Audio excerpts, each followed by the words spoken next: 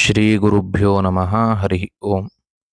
ಕೃಷ್ಣಾಯ ವಾಸುದೇವಾಯ ಹರಯೇ ಪರಮಾತ್ಮನೆ ಪ್ರಣತ ಕ್ಲೇಶನಾಶಾಯ ಗೋವಿಂದಾಯ ನಮೋ ನಮಃ. ಸಮಸ್ತ ದೇವತಾ ಗುರುಭ್ಯೋ ನಮಃ. ಹರಿ ಓಂ. ಹರಿ ಓಂ. ಹರಿ ಓಂ. ಎಲ್ಲ ಭಗವದ್ಭಕ್ತರಿಗೆ ನಮಸ್ಕಾರಗಳು.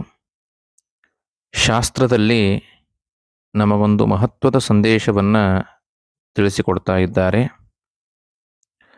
ನಾವು ಮಾಡಿರುವಂತಹ ತಪಸ್ಸು, ಅಧ್ಯಯನ, ಇನ್ನಿತರ ಕರ್ಮಗಳು ಯಾವಾಗ ಇವು ಕೆಟ್ಟದಾಗಿ ಪರಿಣಮಿಸುತ್ತವೆ, ಯಾವಾಗ ಇವು ಫಲಗಳನ್ನು ಕೊಡೋದಿಲ್ಲ ಅಂತ ಚಿಂತನೆಯನ್ನು ಮಾಡ್ತಾ ಹೊರಟ್ರೆ ಶಾಸ್ತ್ರ ನಮಗೊಂದು ಸಂದೇಶ ತಿಳಿಸ್ತದೆ.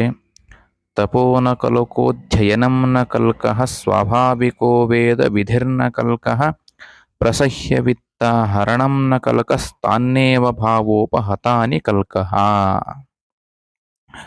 ತುಂಬ ಸುಂದರವಾಗಿ ವಿವರಣೆಯನ್ನು ಮಾಡ್ತಾರೆ. ತಪಸ್ಸು ಇದು ಕೆಟ್ಟದ್ದಲ್ಲ ಅಂತ ಹೇಳ್ತಾರೆ. ಜೀವನದಲ್ಲಿ ಅನೇಕ ಜ್ಞಾನಿಗಳು, ಮಹಾತ್ಮರು ಅನೇಕರು ತಪಸ್ಸನ್ನು ಮಾಡ್ತಾ ಇರ್ತಾರೆ. ಆ ತಪಸ್ಸು ಕೆಟ್ಟದ್ದಲ್ಲ. ಹಾಗೆಯೇ ಅಧ್ಯಯನವನ್ನು ಮಾಡ್ತಾ ಇರ್ತಾರೆ.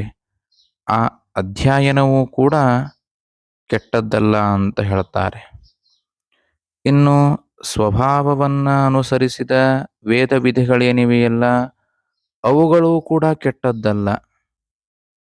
ಕೆಲವೊಂದು ಬಾರಿ ರಾಜರು ಪ್ರಜೆಗಳಿಂದ ಕೇಳಿ ಕರವನ್ನು ಪಡಿತಾರೆ, ಬಲಾತ್ಕಾರದಿಂದ ಕರವನ್ನು ಪಡಿತಾ ಇರ್ತಾರೆ.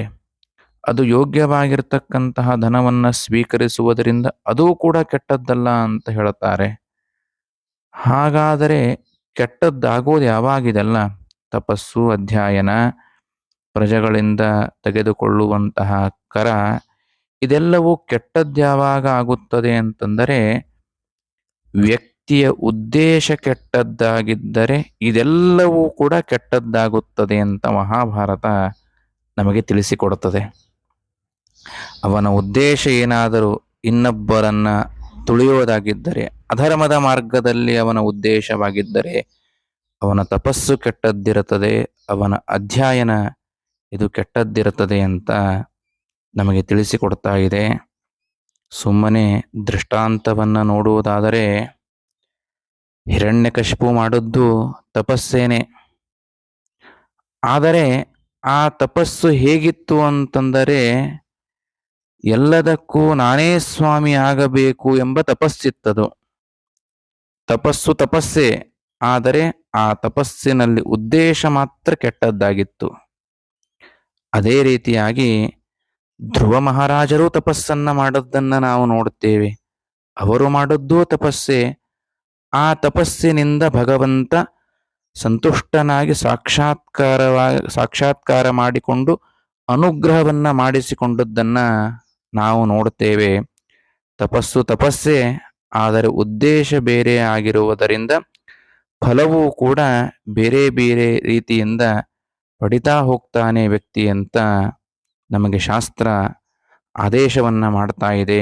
ಹೀಗಾಗಿ ನಾವು ನಮ್ಮ ಜೀವನದಲ್ಲಿ ಒಳ್ಳೆಯ ಉದ್ದೇಶವನ್ನಿಟ್ಟುಕೊಂಡು ಕರ್ಮಗಳನ್ನು, ತಪಸ್ಸನ್ನು, ಅಧ್ಯಯನವನ್ನು ಮಾಡುವಂತಹ ಬುದ್ಧಿ ದೇವರು, ಗುರುಗಳು ಕೊಟ್ಟು ಕರುಣಿಸಲಿ ಅಂತ ಹೇಳಿ ಪ್ರಾರ್ಥನೆಯನ್ನು ಮಾಡೋಣ. ಹರೇ ನಮಃ. ಶ್ರೀಕೃಷ್ಣಾರ್ಪಣಮಸ್ತು.